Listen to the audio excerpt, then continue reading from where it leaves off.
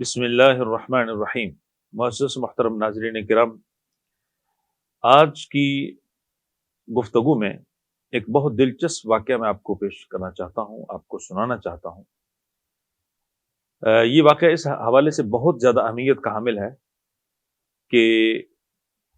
اس واقعہ کے ساتھ جڑی ہوئی ایک آیت کریمہ ہے۔ اس آیت کریمہ کی خود تفسیر اللہ کے رسول صلی اللہ علیہ وسلم نے بیان کی ہے،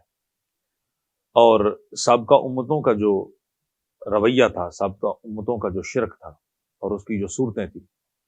اس واقعہ سے وہ بھی واضح ہوتا ہے۔ اور اسی طرح اس سے یہ بھی واضح ہوتا ہے کہ اللہ تعالیٰ کے اختیارات غیر اللہ کو دینا یہ شرک کی ایک صورت ہے، اللہ کا مقام کسی اور کو دینا یہ شرک کی ایک صورت ہے۔ لہٰذا اس واقعہ کو اس حوالے سے بھی بہت زیادہ اہمیت حاصل ہے کہ اس سے توحید واضح ہوتی ہے اور شرک کی ایک صورت واضح ہونے کے بعد انسان اس سے بچتا ہے۔ یہ واقعہ اس حوالے سے بھی بہت زیادہ اہمیت کا حامل ہے کہ اس سے شرک کی جو صورتیں ہیں وہ واضح ہوتی ہیں اور انسان توحید کو سمجھتا ہے اور اس کو اپناتا اور اس پہ عمل پیرا ہوتا ہے۔ یہ واقعہ کچھ اس طرح ہے، جامع ترمذی کے اندر یہ واقعہ صحیح سند سے موجود ہے کہ سیدنا عدی بن حاتم رضی اللہ عنہ نبی اکرم صلی اللہ علیہ وسلم کے پاس اسلام قبول کرنے کے لیے آتے ہیں۔ آپ دیکھتے ہیں کہ عدی کی گردن میں سونے کی سلیب لٹک رہی ہے، تو آپ فرماتے ہیں اطرح ھذا الوثن، عدی اس سونے کی سلیب کو یعنی اس بت کو اتار دو۔ آپ نے اس کو بت کہا، اطرح ھذا الوثن، اس بت کو اتار دو۔ تو سیدنا عدی رضی اللہ عنہ نے وہ سلیب اپنے گلے سے اتار دی،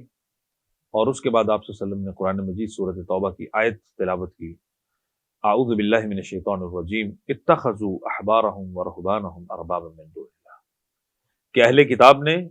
عیسائیوں اور یہودیوں نے اپنے علماء اور درویشوں کو رب بنا لیا۔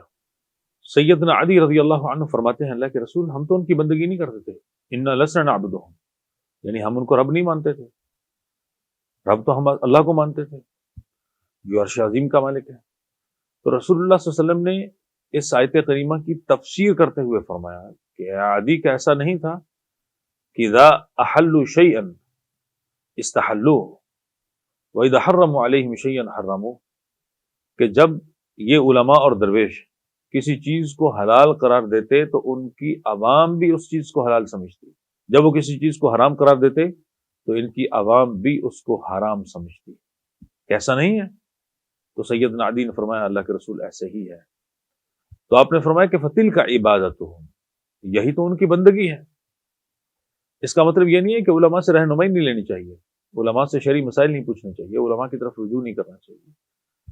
بلکہ اس کا مطلب یہ ہے کہ علماء جب اللہ اور اس کے رسول صلی اللہ علیہ وسلم کی تعلیمات چھوڑ کر اپنی خواہش نفس کے ساتھ فتوے دیں گے اور اپنی طرف سے بہت ساری باتیں جو ہیں وہ کریں گے، تو پھر وہ خود بھی گمراہ ہوں گے اور عوام کو بھی گمراہ کریں گے۔ اور اگر عوام بغیر کسی حوالے کے اور بغیر اللہ اور رسول صلی اللہ علیہ وسلم کی بات کہ وہ کسی دوسرے کی بات کو مانیں گے، فالو کریں گے، اس کے پیچھے چلیں گے، تو گویا کہ یہ کسی دوسرے کو اللہ کا مقام دینا ہے۔ تو یہ شرک کی ایک صورت ہے، اور یہ گویا کہ ہم نے جو ربوبیت کا مقام ہے، یعنی اللہ ہی احکامات دیتا ہے اور اللہ رب العزت ہی کسی چیز کو حلال اور حرام کرتا ہے، تو ہم نے مخلوق میں سے وہ مقام جو اللہ کا ہے وہ کسی اور کو دے دیا۔ تو گویا کہ یہ جو آیت کریمہ ہے اور یہ جو واقعہ ہے، اس سے یہ بہت اچھی طرح واضح ہوتا ہے کہ ہمیں کسی صورت بھی اپنے مسائل میں، جو دینی مسائل ہیں، شرعی مسائل ہیں، ان میں اللہ کے برابر اور اللہ کے جو اختیارات ہیں وہ کسی دوسرے کو نہیں دینے چاہیے، بلکہ توحید کو سمجھنا چاہیے اور شرک کی صورتوں کو سمجھ کے اس سے بچنے کی کوشش کرنی چاہیے۔ اللہ رب العزت ہمیں توحید پر قائم رہنے کی اور توحید کی دعوت دینے کی توفیق نصیب فرمائے،